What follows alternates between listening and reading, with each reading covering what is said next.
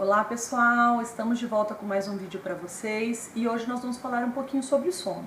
É muito comum que as pessoas, durante a consulta com o psiquiatra ou com o neurologista, tenham queixas relacionadas ao sono. Essas queixas podem ser tanto decorrente de uma sonolência excessiva durante o dia, quanto uma falta de sono durante a noite. Estima-se que mais ou menos a maioria das pessoas precise dormir de 7 a 8 horas para se sentir disposto e descansado. Algumas pessoas conseguem dormir menos, em torno de 4 a 5 horas, mas as pesquisas já vêm mostrando que mesmo essas pessoas que dormem de 4 a 5 horas começam a ter prejuízos pelo pequeno tempo de sono que elas têm. Exatamente, a gente sabe que é durante o sono que o cérebro joga para fora as toxinas que foram produzidas aí durante o dia pelo metabolismo cerebral, e é durante o sono que realmente o cérebro descansa. Então o sono é dividido em 4 fases.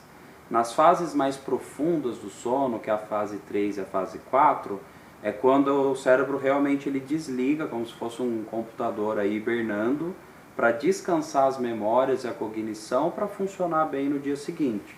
Então, se a gente não dorme o suficiente, com certeza a gente está acarretando algum prejuízo aí para o dia seguinte. Isso pode ser imperceptível, então você pode pensar que dorme o suficiente, poucas horas, mas na verdade não, essas poucas horas que você está dormindo não está descansando o suficiente o seu cérebro para o dia seguinte. Bom, e aí o sono pode estar, como a Maria Fernanda falou, para mais ou para menos. Eu vou falar um pouquinho daquelas pessoas que falam que o sono está para mais, que sentem muito sono, que o sono está normal, está sempre com sono durante o dia.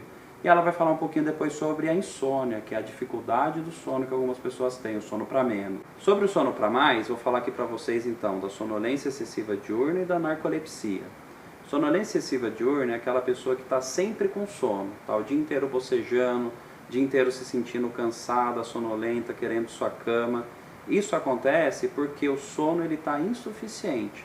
Ou a pessoa está dormindo tempo insuficiente, está tendo uma privação de quantidade de sono, ou a qualidade do sono não está adequada, o sono não está se aprofundando até aquelas fases mais profundas por tempo suficiente. Para essa situação, a gente tem que identificar a causa que está interferindo no sono para a pessoa deixar de ter sono durante o dia. E ainda assim, algumas pessoas vão persistir com sonolência e a gente vai ter que, de repente, entrar com uma medicação para trabalhar isso. Já a narcolepsia é aquela pessoa que, às vezes, está com você em algum lugar, está conversando de uma maneira normal e, de repente, ela dá aquela dormida e volta, né? Aquela famosa pescada, a ponto até de dormir, cochilar um pouquinho e voltar. Isso daí é uma doença que acontece porque o cérebro perde de uma forma momentânea, muito rápido, o controle da consciência.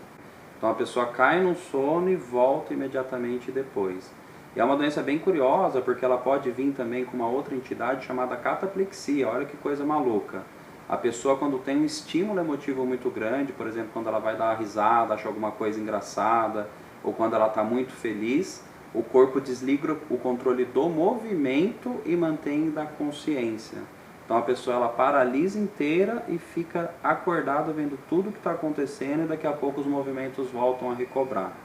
E outra coisa estranha que pode acontecer também aí no contexto da narcolepsia é a paralisia do sono. A pessoa acorda de manhã, consciência volta, mas os músculos ainda não ligaram. Então ela não consegue se movimentar por um período de tempo que é uma coisa assim agonizante para quem percebe.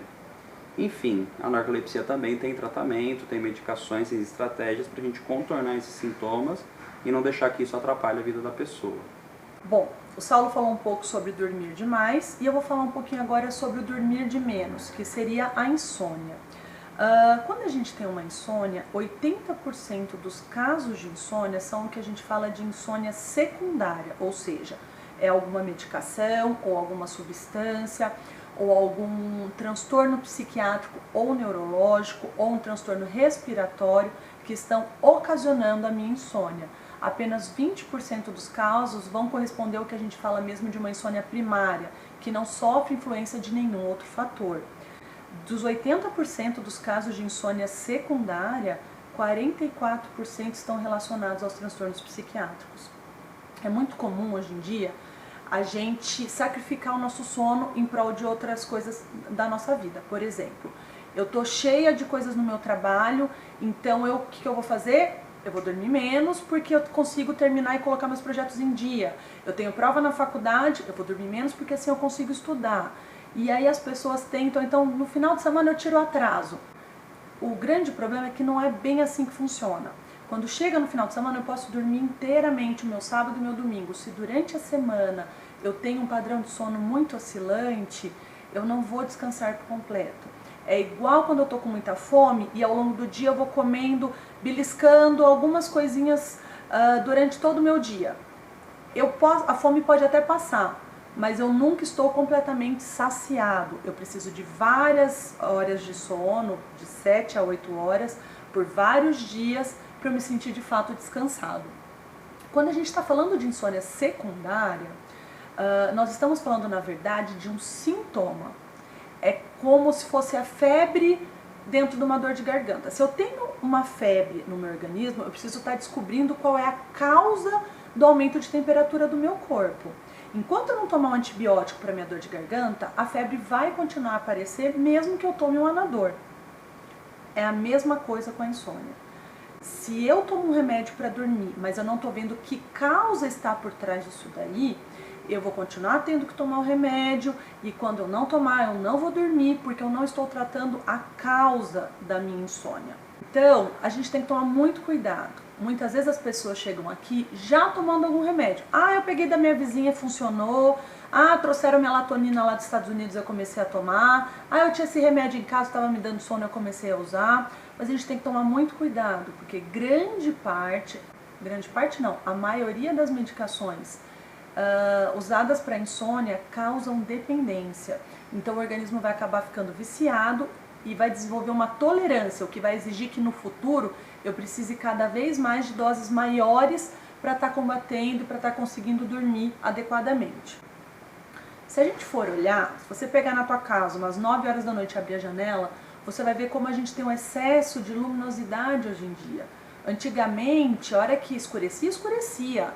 A gente não tinha muita luz, tinha os postes na rua. Hoje em dia, a gente tem luz lá fora, a gente tem muito outdoor luminoso, a gente tem muita tecnologia. Então, estou dentro de casa, tá mais escurinho, mas eu fico no celular, eu tô no computador. Esse excesso de luz interfere muito no nosso padrão de sono. E é por isso que no próximo vídeo, na semana que vem, eu vou estar falando com vocês um pouquinho sobre a higiene do sono, que é uma série de medidas comportamentais que nós podemos tomar para melhorar a nossa qualidade de sono e muitas vezes não ter nem que recorrer ao uso de medicações. Bom, isso foi mais uma chamada aí para a gente conversar nesse primeiro momento sobre sono. E em outros vídeos aí a gente vai trazendo mais informações sobre essas doenças que a gente citou, aprofundando um pouquinho mais a respeito delas. Por hora é isso, pessoal. Tchau, tchau.